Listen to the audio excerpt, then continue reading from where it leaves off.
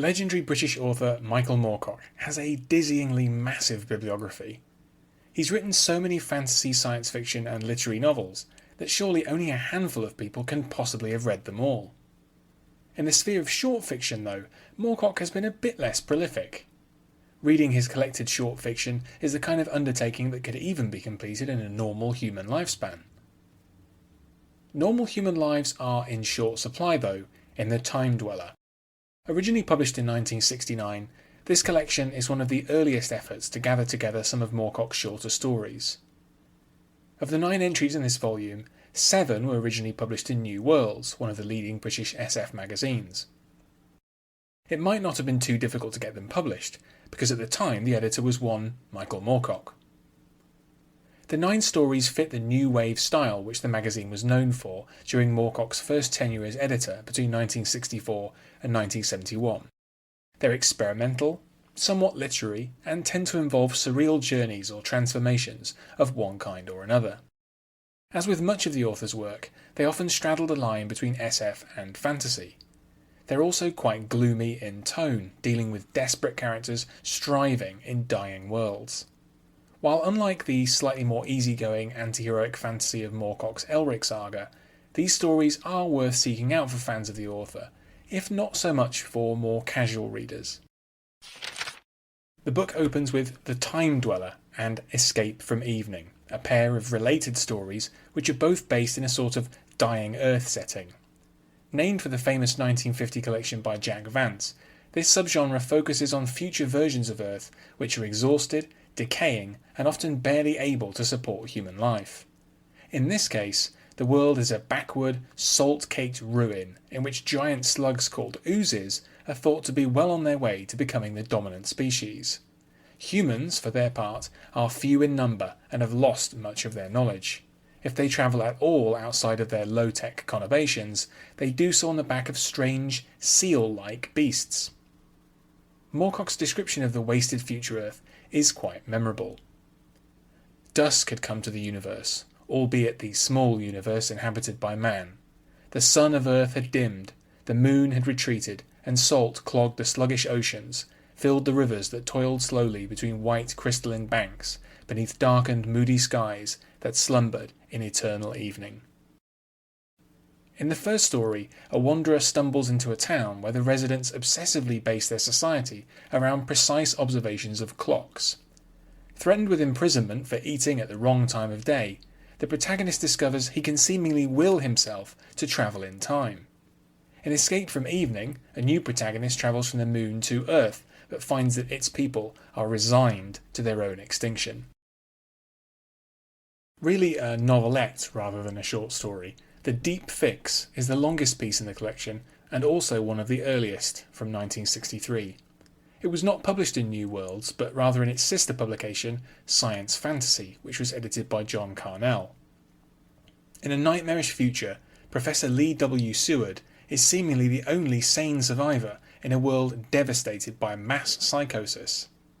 He attempts to build a machine, a tranquillomat, to pacify the hordes, but is instead drawn into a bizarre dreamscape where he's menaced by the enigmatic man without a navel and his various henchmen. The story's quite overlong, but has its moments. Essentially, it's a kind of surrealistic take on Richard Matheson's I Am Legend from 1954. Moorcock's first ever novel was finished in 1958, but not submitted to publishers and only rediscovered in full in the late 1970s. In 1965, a small fragment of it was published under the same title, The Golden Barge. In it, restless wanderer Jephram Tallow pursues the mysterious ship of the title without ever really knowing what it contains. Moorcock described the story as a simple allegory, with the river representing time and the barge standing in for what mankind is always seeking outside itself. Published under the pen name James Colvin in 1966, Wolf is one of the book's shortest and most oblique stories. Written in the first person, it concerns a man who wants to know who owns a town that he stumbles into and has a deadly encounter with a woman who seeks to help him. Also from 1966, The Ruins is a particularly dreamlike and metaphysical story about a man exploring seemingly endless and unearthly ruins, which are nevertheless interspersed with pockets of apparent normality. Consuming Passion is arguably the best story in The Time Dweller. It's also the most grounded in a recognisable reality, South London in the contemporary 20th century. The protagonist is a pyromaniac and arsonist with a kind of god complex. His discovery that he can cause objects to combust using only the power of his mind takes his arson to a new level. In The Pleasure Garden of Felipe Sagittarius, a bizarre mix of historical figures including Otto von Bismarck, Adolf Hitler, Albert Einstein and Eva Braun are drawn together by a murder mystery involving possibly sentient plants. Unusually, Moorcock revised this story more than once, connecting it to his wider multiverse.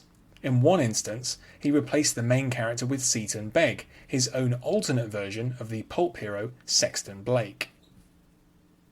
The collection closes with The Mountain, which further underscores the bleak theme that permeates much of the book. In this story, two men wander a Scandinavian wilderness where they've survived a nuclear exchange which has seemingly all but ended the human race. As dark as this concept is, it retains a dreamlike quality which is also typical of the volume. One of the two men focuses not on his own impending death, but rather on the peace and beauty of the world around him, and how it will live on after people are gone. That sentiment is about as upbeat as Moorcock gets in The Time Dweller. To finish off, here's a little bit of extra information as per normal. Moorcock would return to Dying Earth settings, first with his Hawkmoon saga, the first book of which opens very similarly to The Time Dweller, and later with the End of Time series. The name The Deep Fix would be reused for Moorcock's short-lived rock group, which released one LP, New World's Fair, on United Artists Records in March 1975. And lastly, on his blog, Ed Chang has written about the novel version of The Golden Barge and about some of the other stories in The Time Dweller. His thoughtful site covers Moorcock's output up to the early 1980s and is well worth a visit. You can find it at arioxpad.blogspot.com. Thanks for listening to this episode. You can find more of my writing in text and audio form at my site andyjohnson.xyz. You can also find me on Twitter at AndyJohnsonUK, and you can support me at patreon.com/AndyJohnson. Catch you next time.